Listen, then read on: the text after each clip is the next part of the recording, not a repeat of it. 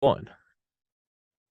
And we are recording with Mr. Joshua Henslee on Wednesday, September 14th, 2022 at 2:14 p.m. Eastern time. I guess you're kind of unlucky, man. You're episode 911. I don't know what to tell you.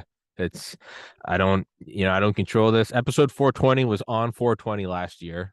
I tried to do that. Episode 666 was with a guy that did undergo an exorcism.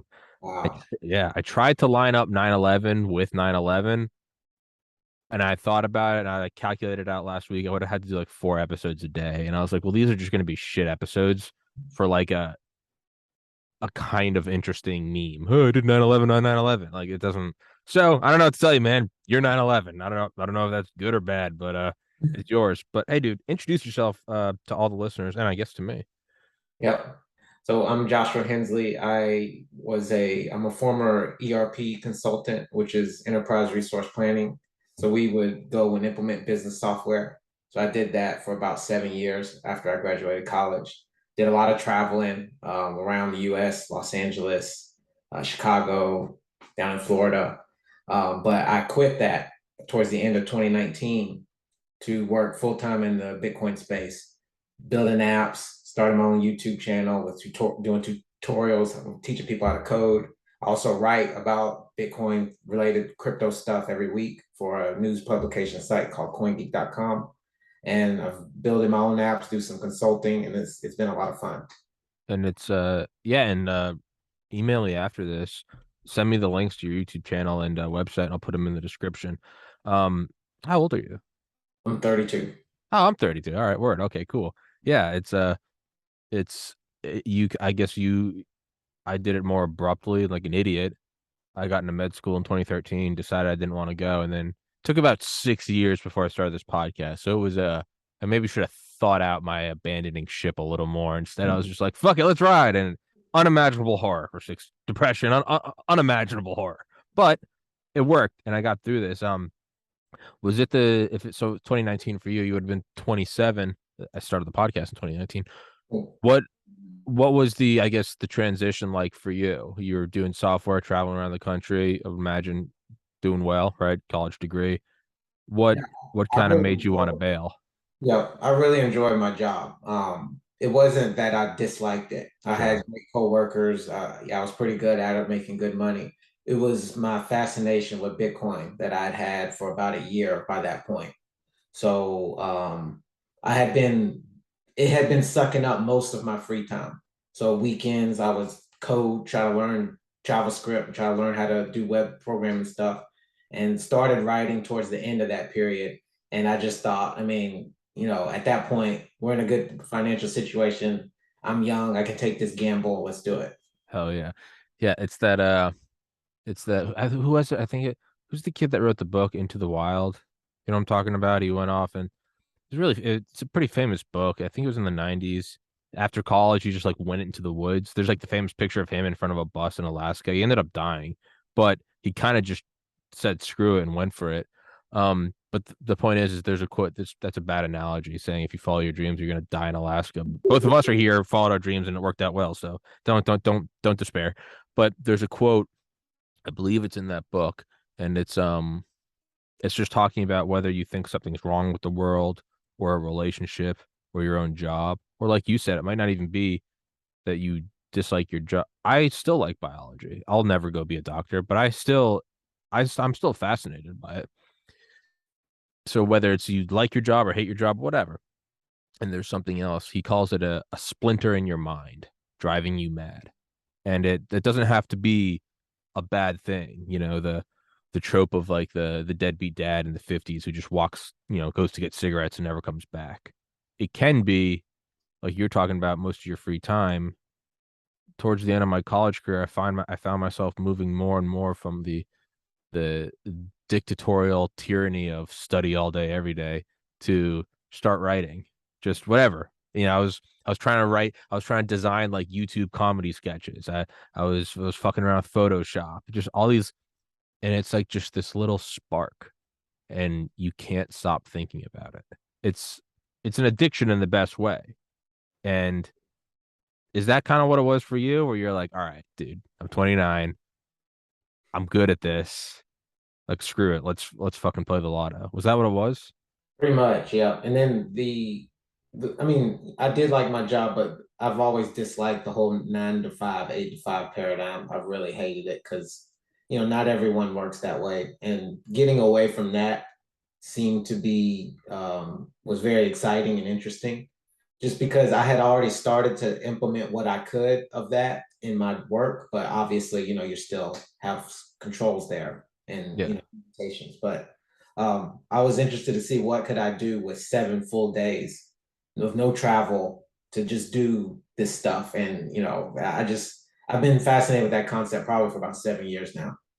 just the idea of if you had free time, what you could Right. do. And I just think the whole 9 to 5 is silly. I mean, it's breaking apart now. I mean, Oh I never yeah, thought the reason it would break apart would be the whole incident from the last 2 years, but that it's happening. So, more work from home, more because the employers know they can't control folks. And I remember when the whole thing first started in April 2020. I was at the gas station and this guy was all excited. He yelled out to me. He's like, man, I'm loving it. He's like, I just got my third job oh because shit, they can't check, right? I mean, how are they gonna know? You know what yeah, I mean? So if they make you come to an office for 40 hours, you can't you go can't even get anywhere. a second job or a third. But if you're Yeah. just at home, right? And that's like a weird thing. It's not even like oh, you're gaming the system. It's like, no, objectively, from like a capitalist standpoint, that's someone producing even more. Not to Right. sound like some communist dictator, like the people are working harder. But no, really, I mean, that's what drives the nation forward is people are working more. And that's I'm with you. That's kind of what was like tearing at my brain. I'd been doing this podcast for like 8 months. I was working at a liquor store, living with my parents, and like I just used to think I'd be like, what if I could just do this all the time? And I've been doing this full time since about April 2021. I work more hours now than I ever did at a 9 to 5 job, but it feels like I'm working nothing. Right. So like instead of 40 hours a week, I probably put in like 80 hours a week to this. 7 days a week. Listen to audiobooks all day, always emailing guests, always trying to put it online, trying to catch other people, trying to, make hybrid episodes and trying to stay on top of topical stuff at the same time, have on historical authors. And I work more doing this as my own boss. I drive myself harder. And it does lead to, so this is kind of what I want to get to is I always thought about what would it be like if I was my own boss. And for the most part, I would say my idea was correct, but it's also very much so like the astrophysics concept of the black hole. As you approach the event horizon, you don't really know what exists beyond it. And I would say that's also true. This has opened up aspects of my own mind, my own desire. I never knew. I woke up at like 5 a.m. every day in college. I just paired that idea with that's what hard work was. I work harder now than I ever have in my life, but I wake up at the crack of noon every day. Like I never knew I was a noon to 4 a.m. guy. I've never been happy. So for you, just, I mean, regardless of what it is, be it Bitcoin or be it a farmer, I guess you could be a Bitcoin farmer, a miner, I guess. What is if any, what is like the event horizon aspect for you where it's like, okay, I had an idea that I would put out this much work and I had an idea that I'd have this much fulfillment and I do. Are there any other weird aspects that just like you never guessed, like just the event horizon, you don't know until you get to the top of the roller coaster and you can see down? Is there anything like that for you? I think that these last 3 years of being on my own, I probably learned more than I would have, to your point, in the last 7 years because I was working inside of a box. Not that the box was bad, but it was Sure. really constraining and limiting, right? I'm working with third-party software. You can only do certain things with it. And then when I started doing web development, I see, whoa, this thing is completely wide open. And just the freedom to be able to do stuff. I mean, I'm fairly confident if I were to go back to my employer or even to some new one, they might question, right? Because there'd be a gap, right, in my Mhm. resume, right? It would say, Yeah. "Oh, what are you doing for 3 years?" I mean, I would be able to really probably turn it on its head, probably. Which Yeah. I never, even though the monetary income wasn't there, it wasn't close to what I would have made if I'd stayed salaried. But the production and what I actually learned and how I could probably implement that at a new tech job. I mean, yeah, it's invaluable, those 3 years. I kind of look at it that way now. I'm like, if someone asked me what I've been doing from 2019 till 2022, I used to be like, oh, I don't know what I would say. And now I'm like, well, I interviewed like the chief of the NASA of JPL. I interviewed Rob Manning, the guy who's in charge of the rovers going to Mars. I had Charlie Duke, who walked on the moon, Mike Durant, the Black Hawk Down pilot, Dr. McCullough, Dr. Malone, for Joe Rogan's most downloaded episodes. I interviewed them multiple times before he ever had them. Like you, I think I'd be able to turn that now and be like, this is what I did. Now I've made next to no money, but that's an aside. It's making enough. Um, and how is it? And you have to excuse me. I know we're not really getting onto Bitcoin, but this is kind of an odd podcast. You're 27. You started your thing in 29, or you were 27 in 2019 when you started your thing. So was I. So it's like a weird sort of mirror. So I'm kind of enjoying this to see how your experience. It is a weird. It's like a weird control study. We've both done it. So I kind of want to see where you are. Um, so excuse me if I'm using this as like my own therapy or checklist, but I'm like I'm asking. I'm like, what else did you do? Um, how has it affected your view on? So for me, a huge thing it's done is taught me long-term goals. And in a sense, I did know that in high school as a freshman. I decided I wanted to lift weights, knowing that I probably wouldn't have like a decent amount of muscle for 5 years, and I was right. As a sophomore in college, my first day of sophomore year, I decided I wanted to be a doctor. I knew this was going to be a 3 year haul, and I was correct. But what it's really shown me now is at first it started to dawn on me. I was like, oh, this is a long term project. And then that shifted to, oh, most of the efforts I won't see the rewards for a long time. To now, I'm like completely on the other end of the spectrum where I'm now like a single day means nothing. It does in the sense that that's where you do the work. That's where you do a podcast. That's where you go to the gym. That's where you diet. That's where you add a little money to your savings. But any like respectable, decent something you'd be willing to brag about, like, where have you been for the last 3 years? I mean, it takes years. So now when I like have a new goal, I don't even look at it like, how long is it going to take? I'm like, all right, I'm on Spotify right now. I have 2,700 subscribers. I'm like, I'll probably break 5,000 by next Christmas, but it doesn't even phase me anymore. I'm like, okay, I've got 15 months. Whereas that used to be like the most depressing thing. Like, what the fuck? 15 months? Have you had that at all where you look at any realistic, meaningful goal as just, that's not happening this year and be okay with that? Some of that, yeah. When it comes to say money, that for sure, a lot of it's deferred, which is an issue when It it comes hurts. to family, right? Yeah, it hurts. But yeah, I'm in a similar boat with YouTube. I just hit monetization at the end of last year, and it's grown since then. Yeah, I'm not near the same count, 2,300. So, and I look at it the same way, think about 5,000. Yeah, I don't think that, oh, it's going to take forever. I just think I just need to keep going. Mm-hmm. And then that stuff will come later. Yeah.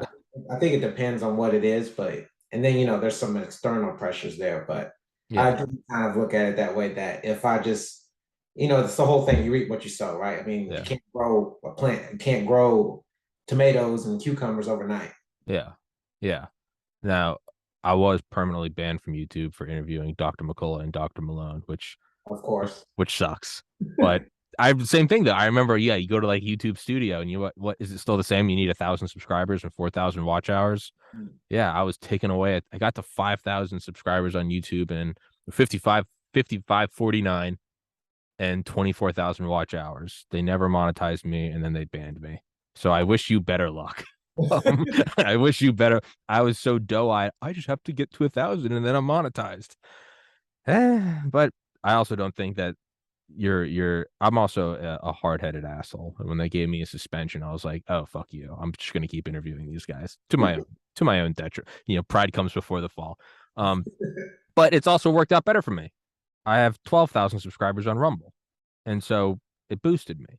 Mm. But Same thing with the money. Yeah. I keep an Excel spreadsheet of just a whole bunch of metrics: BitChute, Odyssey, Spotify, YouTube, what was YouTube, Rumble, subscribers, views, watch time, and then like earnings. And I think in about around this time, September 2020, I had made I had made I think 25 cents a month on Spotify. And then by last September, it was up to like $25 per month, I think. And right now it's up to like $250. So another year later. So there is that sort of stay the course. $250 a month is, I don't think I'm being like bratty when I say that that's nothing. I can barely, my rent is 1250. But there is that deferred thing where I'm like, well, let's look at the patterns. Right. This isn't just a couple of days of data. This is every day for almost 3 years now. It grows tenfold a year. Okay, well, 2,500 a month next fall, I can absolutely live on that. Right. If it goes to 25,000, I'm happier than a pig in mud, right? So there is that sort of like it's gonna work, right? It's like showing a YouTube video to like a friend, like a funny video, and like you're showing it to them and they're like not laughing, and you're like, just watch the whole thing. I promise it's gonna be good. Yeah. It's the same thing. People are like, so how's the podcast going, Tommy? You're on 900 episodes, and I'm like, just wait. I just give me 2 more years. It's gonna fucking be there. And they're like, all right, dude. Like, I'm just screaming in a camera in my apartment, in a 700 square foot apartment. And I'm like, it's gonna work. My bed's 3 feet over there. It looks like I've got my studio looks like Ted Kaczynski's cabin. There's just wires and panels and everything. Is that the not to shout out FBI? I suppose. I bet they flagged that name. Is that kind of where you're getting at with that? The deferred, Yeah. it's gonna work. But it's horrifying. Yeah, I mean, I think we're at the exact same boat, man. Is the same amount. I mean, yeah, that's where I'm at in terms of the revenue. 10 months ago it was zero, and now it's around like 200 or so a month. Hell yeah. It's not, my wife would say, hey, That you ain't need nothing. more. But I'm looking at that. I mean, that pays for three bills, Yeah, right? absolutely. Right. And then so if I just keep going, at a certain point, I just think it'll start paying off to where it's like, oh, well now, oh, it's just assumed that Y- income's coming in, right? yes. It starts I remember the first time, yeah, on that. I remember when I got 25 cents, I was like, Christ almighty. But like the first thing I did was I went and bought like the cheapest thing I could find. And I think it was like a single like Jolly Rancher at Food Lion. But it was just to like show myself like it's real. Hmm. I got some, and then like the next year I got like two like pre-workout drinks at the gym. And I was like, okay, it's real. Now, yeah, now it pays for internet and utilities. So I've got two bills. That's real. Like that's very real. And so now I'm like, can I get it up to rent? Can I get it up to the next thing? Um, and I'm sure anyone listening to this is bored out of their mind because what we're talking about is no one's doing this, but I don't give a shit.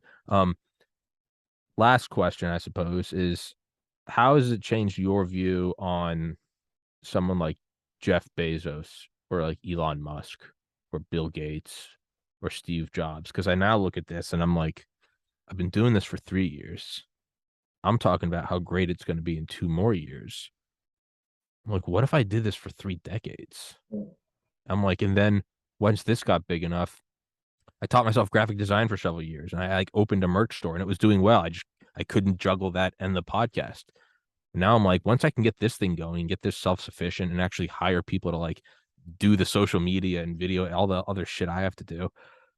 Like I have ideas for like other companies. And then like what happens when those get bigger? And I have ideas for like philanthropy. I want to do philanthropy. I lost my older brother to suicide in 2014. Like I want to like leave a footprint on mental health care. And even though not even 3 years into this, I start to step back and I'm like, I'm 32. I'm like, what does 30 years look like? And then I start to see like, now that takes a lot of ego to try to talk about Elon Musk because that guy's on a different level. But you start to look at those absurd goals of like, you colonize another planet or like you create Amazon. You start looking at things like oh, you actually can do this. It's gonna take a lifetime. And again, the the personal horrors that no one sees in the dark of night when it's just you working. How does that change your view on that? Like, oh, anything is possible. Not to sound like some shitty like inspirational speaker at a strip mall, but do you get that at all? Or is that just my own ego blossoming?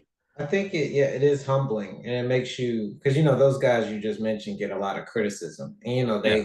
they get it for various reasons, but I think a lot of that is easy to attack because you can't attack that stuff you just said, right? You can't, because that doesn't show on the social media and the internet stuff, right? No one sees 30 years of effort. They just see, oh, you cheated on your wife, Yeah. or oh, you're talking this crazy nonsense, or oh, you might have committed fraud in the past. And they harp on that because that's easy. But it's very hard to go up against something that's 30 years built strong every day. And I think what I've realized is that those guys did not get there on accident. And that the reason they get that is because you can't attack the core that got them there in the first place. So you have to find some other thing that's more relating, right? Like, some scandal or whatever. But it is humbling to think. I mean, we're gonna have to do this. We did it for 3. We got to do it for 30 more, right? It's very humbling to think about it. And I think one of the things I'm starting to realize is I've always, in addition to the 9 to 5 thing, I've really disliked the whole 401k retirement model Yeah. because it makes so many assumptions about the future that I wasn't comfortable with. Yeah. But if you're doing something you like you mentioned, how you say it's not work, you could do this at 81 years old. There's no retirement. There's no retirement. You don't Exactly. care. Right. I am retired. You never have to work towards some fantasy Yeah. because you're already there and you just Yeah. keep going. And I mentioned the garden thing. I mean, once you plant it and it grows and it's self-sufficient, then that's just there. You never have to, save to reach some insurmountable goal, right? Yeah.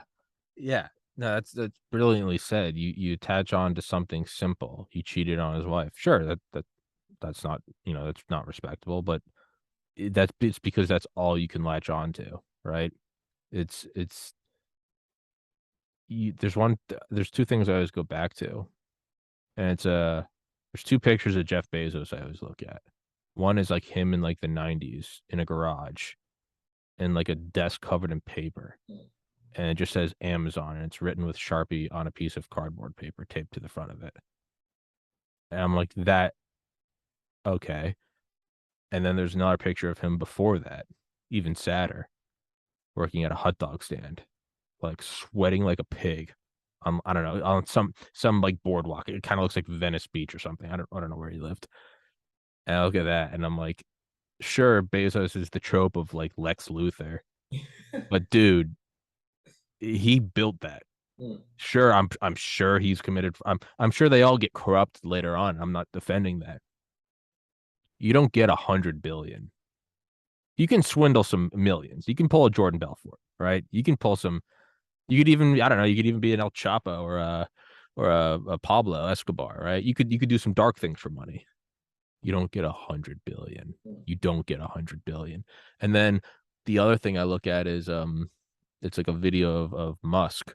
It's not even from that long ago, but he's being interviewed. I think it's Charlie Rose. I don't know, one of like the famous interviewers. And it's they're going back to like 2002 or something. And it's Elon talking about how he wants like sustainable rockets that can land themselves when the shuttle gets phased out. And it's one thing for just the average Joe, someone like me, to criticize him. But like Buzz Aldrin, like Neil Armstrong, I think like I don't know when Chucky Yeager died, but it was these guys. His hero, like pictures of them on the wall. They were saying like not only is it not feasible, but he's a fool for even trying. And the interviewer saying it to him, and that's where the meme comes from Elon tearing up, and he's like that hurt. But the video I'm talking about, somebody like set it to music, right? And it's showing this. And he goes, and so the interviewer then looks at him, he goes, so do you ever think about giving up? And you just see something like change on his face. And almost like if I asked you, like, so Josh, your real name is Tiffany, you'd be like, fuck, bro, my name's Josh. He goes, so do you ever think about giving up? He looks at me and he goes, no. And then he goes, why not? And he goes, again, just sort of surprised. I'm like, oh, so your name's Jessica? No, it's Josh. He goes, because I don't ever give up. And then it just starts showing like a montage of the rockets landing and it's playing Gangster's Paradise in the background. And I always look at that video and I'm like, fucking right. That's the way to go. Fucking like destroy your enemies, like eviscerate those in front of you. Are there any things that you kind of, and I know I gotta let you go at 3, so I still got you for 20 minutes. So I suppose we'll have to do another one and actually talk about Bitcoin. But like, do you have anything similar to that where you just look back, or Tom Brady at the combine in 2000? He's just some just skinny, lanky white boy, and he goes to he's been to 10 Super Bowls now. Do you have anything like that? Any like superpower thing you lean on when it's like you're really thinking about giving up? That example you just brought up about the Bezos, that one I think about a lot because it just shows that all the stuff that we take for granted didn't just come from nowhere, right? It started somewhere with something and somebody, and someone had to put the effort in and build that. Um, as far as other ones, I think it's more about finding is I don't have any other specific examples, but I think the one that does keep me motivated is just thinking about long term, deferring a lot of this stuff. Because I do think because we're young, we can afford to screw up. Mm-hmm. It's one example I think about, which I don't know any personal ones of, but I've heard of these stories of people probably got screwed over big time in the 2008 financial crisis. And I think the people that got screwed were not the 30-year-olds, but it was the 60-year-olds that were probably just about to retire, right? Those are the people that really lost because it's like hitting the reset button. But how do you set yourself up to where you don't have something like a risk like that, right? And I think the way you do that is you have to build it up. You have to build up that, whatever it is to something to where it's kind of just going, but it can't be done overnight. So that's kind of the way I look at it, is that, okay, put in the effort while we're young and we have the energy to something that we determine that is going to be long-term sustainable. Because I think the example I just gave, that's my exact issue with the retirement system, right? Is that you have too many long-term risks that are outside of your control. But if it's something like Bezos and he's building his own company, sure, it could fail, but I think he would find that out quickly, right? I don't think he would get 15 years into it and it's like, oh well, because he already did. If he's doing it for 15 years, obviously there's something there. Yeah, yeah. It's it kind of makes me that book, The Subtle Art of Not Giving a Fuck. I can't remember who wrote it. Pretty good book. Um, but he has a great point in it where he goes, things might not be your fault, but they are your responsibility. And he goes, if you hear a knock at the door and you go to the front door and there's just a baby in a bag, he goes, that's not your fault. It's not your fault at all. It is your responsibility. He goes, whether or not you like it. And I think he goes, maybe you call the police, maybe you call Child Protective Services, maybe you adopt the kid. He goes, maybe you feed it to a pit bull. He goes, I don't know. He goes, it is your responsibility now. Or if you get T-boned in an intersection, that's not your fault. Maybe the guy was texting, maybe he was drunk. It's not your fault, dude. It is your responsibility now. From either calling an ambulance to 9 months of rehab, even if you get to sue the guy and he has to pay for all the bills, it is your responsibility. Responsibility isn't fair. It just serves up. And for years, I looked at my brother's suicide as just, it's unfair. You don't know how hard this is. And I would just blame everyone. And I would just sort of like almost like laundering money. I would just launder my own responsibility. But you don't know what it's like. And no one would ever want to and it was complete bullshit. And no one would ever want to fight me because my friends are like, I mean, I'm not going to be the guy that calls him out for talking about, and which is a total bitch move on my end, right? It's like, oh, you can't criticize me, and they wouldn't because they're decent humans, which just made me dig deeper and deeper into a hole. But finally, I did start to like getting fucked over in the '08 crisis. It wasn't your fault. Like it wasn't your fault, but unfortunately, it is your responsibility. And I don't like the idea of the 9 to 5, as you don't. I don't like the idea of deferring to a future date, which I might not even be alive for. You drop dead the day your last day of work. Sucks to suck. Um, but there are people who probably agree with us, but they came to that realization after they had a couple kids. And because they're a decent human, they're like, I can't go try to become a podcaster now. I have to put food on the table, which you have to respect, right? I don't think my dad or even like my uncle, I don't think they necessarily loved what they did. They had kids, and so they did it to completion, and they retired. But that is something that I look at. I go, okay, I don't think it's my fault if the country collapses or if the US dollar doesn't mean anything anymore or if an asteroid hits us or if there's a fourth industrial revolution or but it is my responsibility. And I'm with you 100% on that. I remember reading a quote that was like, if you only make money while you're working, you're going to work to the day you die.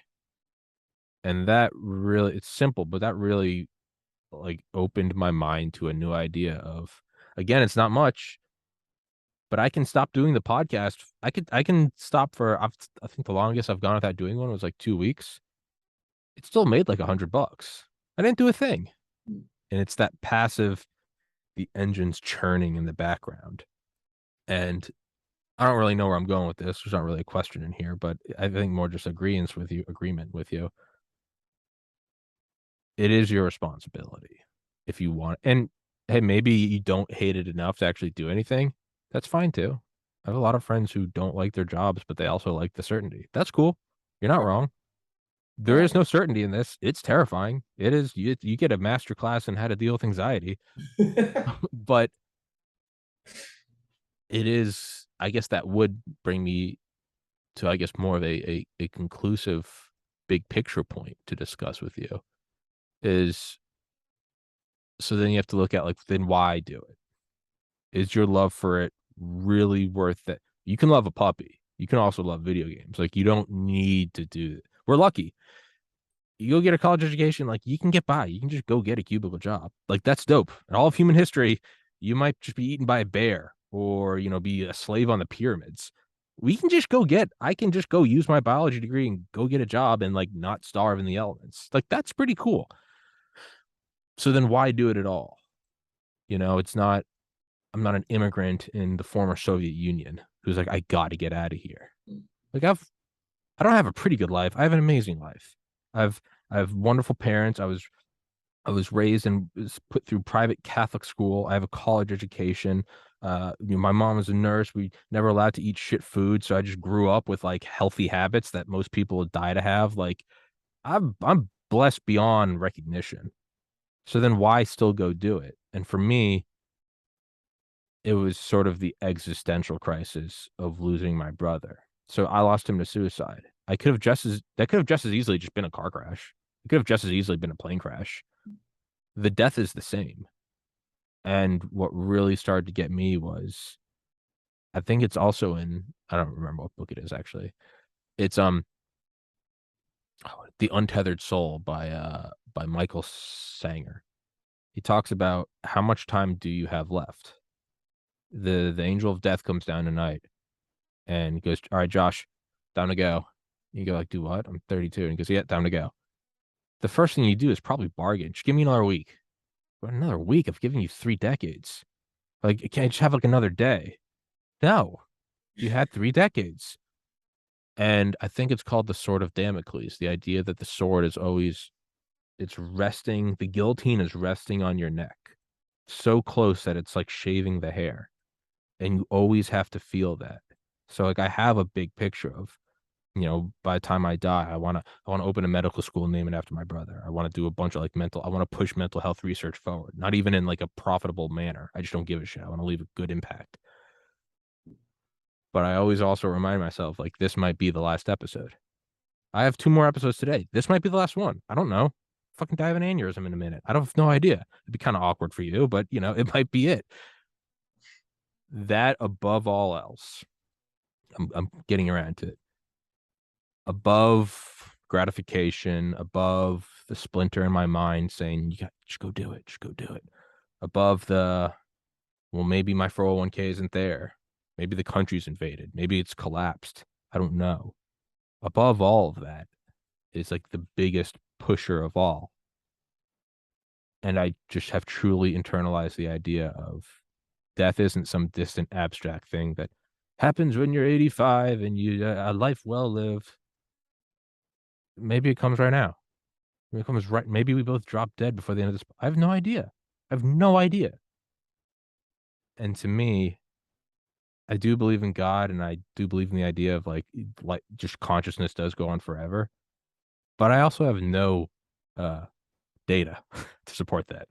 And the scientist in me goes, it might be one time around the track, and then it's just void. It's like how it was before you were born. Am I really gonna not use this one time around the track to just try to live the most insane life ever? Just go for it. Just start a podcast. Go whatever. Have self-landing rockets. So I know that was kind of a word vomit, but do you ever think about that? Does that play a role in it at all? Because it's like fraud or something. People are going to look at the accounting and go, it's not adding up. The idea of like, I just want to do this because I love it. It doesn't add up when you start going, but you're constantly anxious and you don't even know if it's going to work. And where's the money? And your wife's saying, hey, it's not, you're kind of only paying 2 bills. And you're like, hold on. Does that play a factor into you at all? Just the existential, it's beyond rational. It's just the philosophical sense that this ends at any moment. Does that play a role at all? Or did I maybe just give you a panic attack? Not, it doesn't specifically, but I think that element of regret, potential regret is. So thinking if I don't do it now, then when? Or if I don't do it, am I gonna look back and say, I wish I had done that? Yeah. And I think one thing I've learned is that it's important to not have the regrets, that it's better to screw up because if you screw up, you at least learn. But if you regret, that's just all negative. There's no positives from that because you're always looking back at something that can't be changed. Whereas a mistake, maybe it can't be changed, but it could be fixed, especially done if it's done recently. So that's more the way I look at it is that if I didn't do that, because I made the risk assessment that okay, I can forego the money for this period of time and take the gamble. But if the gamble doesn't work out, I don't screw up anything in the long run. And I think that's the important part is don't sacrifice short-term things for the long term. With that said, I think you always got to be mindful of what you just said. I mean, that's a good point about the sword is that you got to push forward, I think, with full effort because that could also result. I mean, I think it comes down to the same concept, which is regret. Yes. You, you said it in a much more eloquent and timely manner than my babbling asshole. Like, have you ever a guillotine? Like, yeah, what a surprise. I do a podcast where I get to listen to the sound of my own voice. I'm such a cocksucker. Like, but like, so yeah, I remember the day I took the MCAT was like, so me and everyone in like my graduating class, they all graduated in May 2013. I had an extra semester to do of like electives because I fucked around my freshman year. So they all graduated in like May, including all my roommates. But I was studying for the MCAT, which I took on like the last day of May 2013. And so I remember like, even studying through just like the graduation parties downstairs, just put in earplugs and just kept working. And I remember I took the MCAT and just felt so calm. I just knew I aced it, and I did. My gut was right. I scored in the top 5 percentile. I knew it, and I came back. And I already had a stellar GPA. Did all the pre med shit, the shadowing, the volunteering, the research, the letters of recommendation. And I was like, I'm good. I know I'm going to get in. I don't know where, but I did. I ended up getting to the University of Miami Miller School of Medicine. I applied to 32 schools, interviewed at 3, and got accepted to 1. But I was right. I did get in. So there's this rock solid sense of like, I got the thing that I've been grinding towards for 4 years. And I remember coming back to the apartment. It was like 11 a.m. I like went and got like a bottle of rum and like bought some weed. And I was like, I'm just gonna go get fucked up and like sit by the pool. And there was no one there because they had all moved out a week prior. And I remember walking in there. It was like a scene out of a movie. Like there was just like we had like a mirror on the wall, and I was just standing there, like just I looked at myself, and it's just empty. You just kind of hear like the air conditioner humming. And it's not just like empty because they're all at class. It's that like empty apartment. Everyone's kind of moved out. Like the furniture's not there. And I just had this like moment idea of like, is this what it is when I'm on my deathbed? Where I go, I just finished college and I didn't enjoy it. You don't get to redo college. And I remember staying there just going, I can't believe I just did that. It was like the biggest moment of regret. And it still took me a little more time to officially decide not to go. It was about 2 months later and during my extra semester. And we came home from the bars. It's in Athens, Georgia, so a huge party school. Just drunk out of our heads and got way too high. UGA? Yeah. I went there too, man. You went to UGA? Yeah. Fucking what? What? When'd you graduate? 2012. 20? What the fuck? Dude, the fuck really? Yeah. Dude. I lived in I went to Valdosta for 2 years, transferred there. I lived I lived in Mandyville, 183 Mandy Drive, my first year, and then I lived I don't even remember the name of the apartment complex, 393 Oconee Street at the like right by the police station.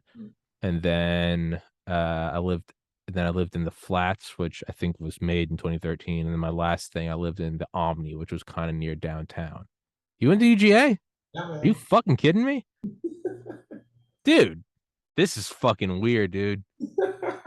This is weird, man. We have like a parallel existence. So okay, so you know everything I'm talking about. Yeah, yeah. So we walked home, just walking home, just fucked out of our heads, and I got so high, and I laid in my bed that night, and I just couldn't stop thinking about like, am I really getting ready to just go to med school? And I remember seeing a quote by an author who I'd never seen before, and I now know she's like a world-renowned author. I think she's dead, Maya Angelou, and the quote was, "There is no greater agony than bearing an untold story." And that was the splinter in my mind. That was the final nudge. I had known for like a year that I wasn't happy. I had known for a couple months from the MCAT that I was full of regret.